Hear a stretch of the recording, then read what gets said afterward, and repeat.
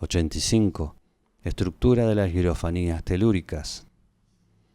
Podríamos multiplicar los ejemplos, pero no tendría ninguna utilidad. Las listas de parejas cosmológicas no nos descubrirán ni la estructura de las divinidades telúricas ni su valor religioso.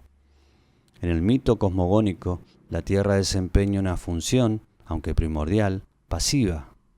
La mera presencia del suelo, valorizada en el plano religioso, ha sido anterior a toda fabulación mítica de la Tierra.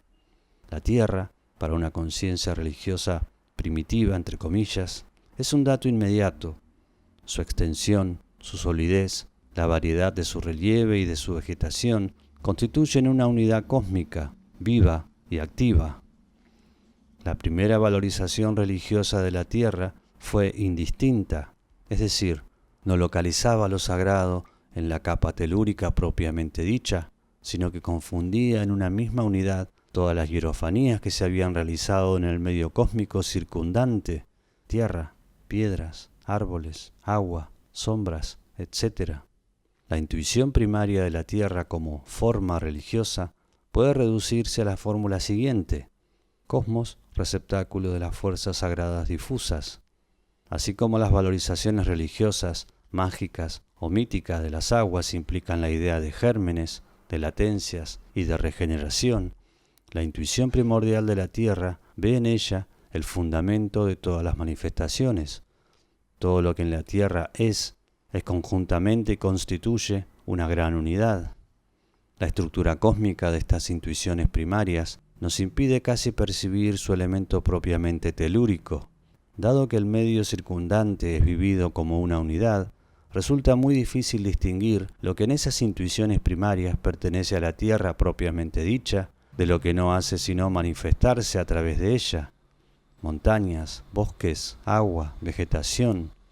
Lo único que de manera segura se puede afirmar de estas intuiciones primarias, cuya estructura religiosa queda ya sobradamente demostrada, es que se manifiestan como formas, que revelan realidades que se han impuesto necesariamente al tropezar con ellas la conciencia del hombre.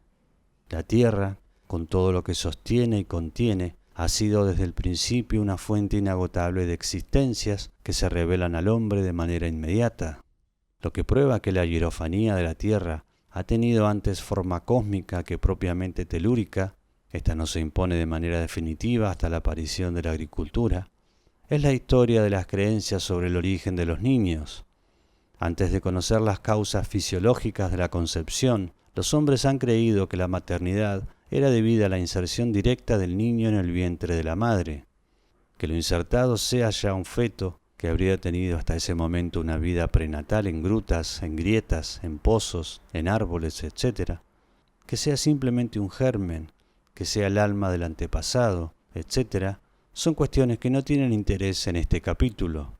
Lo importante es la idea de que los niños no son engendrados por el padre, sino que, en un momento más o menos avanzado de su desarrollo, vienen a ocupar su lugar dentro del claustro materno a consecuencia de un contacto de la mujer con un objeto o con un animal del medio cósmico circundante. Aunque este es un problema de etnología más que de historia de las religiones propiamente dicha, aludimos a él por las precisiones que puede aportar a nuestro problema. El hombre no interviene en la creación. El padre no es padre de sus hijos más que en el sentido jurídico, pero no en el sentido biológico de la palabra. Los hombres no están vinculados entre sí más que por sus madres, e incluso este vínculo es precario. En cambio, esos hombres se sienten vinculados al mundo cósmico que los rodea de una manera infinitamente más estrecha de lo que una mentalidad moderna, profana, puede concebir. Son, en el sentido concreto y no alegórico de la palabra, hijos del lugar.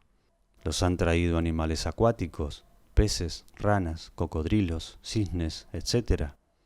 Han crecido en las rocas, en los abismos y en las grutas, hasta que un contacto mágico los metió en el vientre materno. Empezaron su vida prenatal en las aguas, en los cristales, en las piedras, en los árboles. Vivieron, en forma prehumana, oscura, como almas de niños antepasados, en una de las zonas cósmicas más próximas. Así, por citar algún ejemplo, los armenios creen que la Tierra es el vientre materno del que salieron los hombres.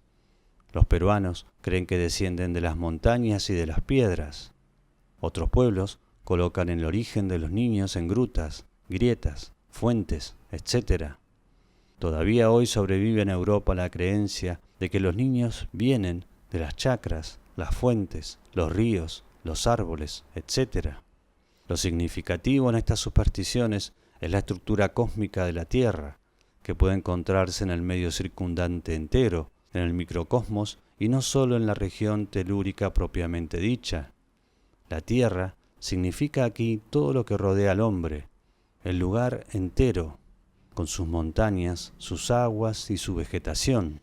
El Padre humano no asesinó a legitimar esos hijos por un ritual que tiene todos los caracteres de una adopción. Los hijos pertenecen ante todo al lugar, es decir, al microcosmos circundante. La madre no ha hecho más que recibirlos, los ha recogido y a lo sumo ha acabado su forma humana. Se comprende entonces que el sentimiento de solidaridad con el microcosmos circundante, con el lugar, haya dominado al hombre en ese estadio de su evolución mental, o mejor dicho, al hombre que tenía esta visión de la vida humana. En cierto sentido puede decirse que el hombre no había nacido todavía, que no tenía conciencia todavía de pertenecer enteramente a la especie biológica que representaba. Podríamos considerar este estadio de su vida como una fase prenatal. El hombre seguía participando directamente de una vida distinta de la suya, de una vida cósmico-maternal. Tenía, diríamos, una experiencia ontofilogenética, oscura y fragmentada. Se sentía descendiente de 2 y hasta de 3 matrices distintas a la vez. Se comprende fácilmente que una experiencia fundamental como esta haya implicado en el hombre un cierto número de actitudes específicas con respecto al cosmos y a sus semejantes. Lo que tenía de precaria la paternidad humana estaba compensado por la solidaridad existente entre el hombre y ciertas fuerzas o sustancias cósmicas protectoras.